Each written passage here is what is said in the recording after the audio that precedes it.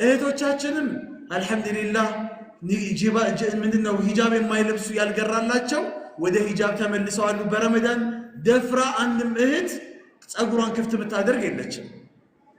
አይደል ለረመዳን ክብር መስጠቷን እኮ ነው የሚያሳየው አላህ ይጠብቃትና ሱሪ የሚለብሱ እህቶች በረመዳን ሱሪ አይለብሱ ይለብሳሉ እንዴ ቀሚሳቸው ይለበስ ቀሚስ ነው የሚለብሱት ይሄ እምብርታቸውን ጡታቸውን ሰውነታቸውን ከፋፍተው የሚሄዱ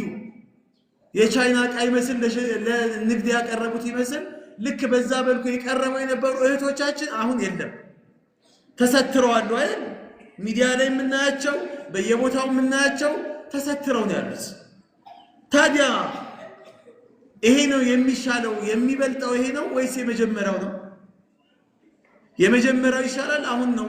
አሁን ያለንበት አላህ ያመጣንበት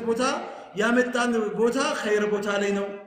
ይሻላል ብሎ አላህ የወሰደን ወደ ጥሩ ቦታ ነው በዚህ ነገር ላይ ጽናት ከሌለን በምን ጽናት ሊኖረን ይችላል አላህ ቁርአን ላይ ያ አዩሀል ኢንሳኑ ማ ገረከ ቢረቢከል ከሪም ይላል አንተ የሰው ልጅ ሆይ እንደው ከሪም ምስጉን የሆነው ቸር የሆነው አምላክህን እንዳታመልከው ከሱ ጋር ጥሩ ግንኙነት እንዳይኖር ምንድነው